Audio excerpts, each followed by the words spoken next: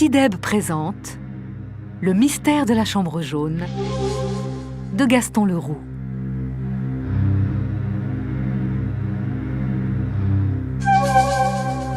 Chapitre 1. Un crime surnaturel. Un matin, plus exactement le 26 octobre 1892, alors que je parcourais distraitement les lignes de mon journal, mon regard fut attiré par un gros titre « Un crime surnaturel ». Intrigué, je poursuivis ma lecture. Un crime affreux vient d'être commis chez le professeur Stangerson. On a tenté d'assassiner sa fille. Les médecins ne répondent pas de sa vie. Je connaissais les Stangerson pour leurs recherches sur la dissociation de la matière. Je savais que, dans le monde des sciences, leur réputation était solide et que leur long séjour en Amérique leur avait valu une notoriété mondiale. Je fus donc bouleversé. Le journaliste expliquait dans son article comment les premières constatations sur le lieu du crime avaient jeté le trouble parmi les enquêteurs. D'après les dires du père Jacques, un vieux serviteur de la famille Stangerson, continuait le rédacteur, la jeune femme se trouvait dans une chambre à côté du laboratoire, la chambre jaune. Voilà d'ailleurs le témoignage qu'il nous a donné immédiatement après l'agression. Il était environ minuit et demi, et tout à coup on a entendu mademoiselle crier « Au secours, à l'assassin !» Puis un coup de revolver et un autre encore, mais plus sourd, et enfin des bruits de lutte.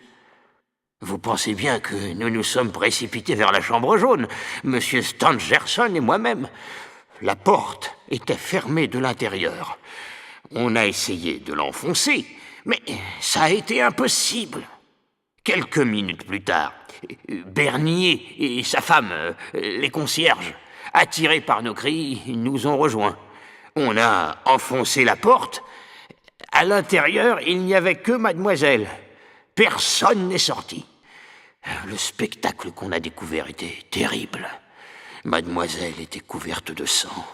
Elle avait une blessure à la tempe, des marques bleues autour du cou, les meubles étaient renversés, et sur le mur, on a vu des traces de sang laissées par une main. Sur le plancher, il y avait mon revolver. Oui, mon revolver. C'était horrible. Ah, j'oubliais. La seule fenêtre de la chambre était, elle aussi, fermée de l'intérieur. Et on a retrouvé des traces de pas faites probablement par des sabots, un béret et un mouchoir. C'est le diable! La bête du bon Dieu a crié toute la nuit. Il n'y a que le diable à pouvoir passer à travers les murs. Frédéric Larsan, le fameux inspecteur dont la réputation n'est plus à faire, mène l'enquête. Ma lecture fut interrompue. Eh bien, mon cher Sinclair, vous avez lu ? Le crime de la chambre jaune ? Oui. Qu'est-ce que vous en pensez ? C'était Joseph Rouletabille, un jeune reporter, rédacteur à l'époque, doté d'une intelligence et d'une sagacité des plus extraordinaires. Rouletabille, bien sûr, n'était qu'un surnom dont on l'avait affublé à cause de sa tête toute ronde.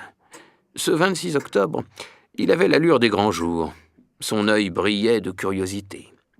Je l'avais rencontré lors d'une autre affaire qu'il avait réussi à élucider bien avant son rival, Frédéric Larsan. Et depuis ce moment-là, il me considérait un peu comme le père qu'il n'avait jamais eu, car Rouletabille était orphelin. Je souris en pensant que, de nouveau, Larsan et mon jeune ami se trouveraient l'un contre l'autre sur une même affaire. Je suis sûr que le revolver n'a pas servi à l'assassin. Comment ça, pas servi ? Fis-je éberlué. La rapidité de ses conclusions m'étonnait toujours. Non, je pense plutôt qu'il a servi à mademoiselle Stangerson. Au fait, monsieur Robert Darzac est déjà arrivé au château. Ça a dû être terrible pour lui. J'avais connu Robert Darzac, professeur de physique à la Sorbonne, lors d'un procès où je lui avais rendu un grand service.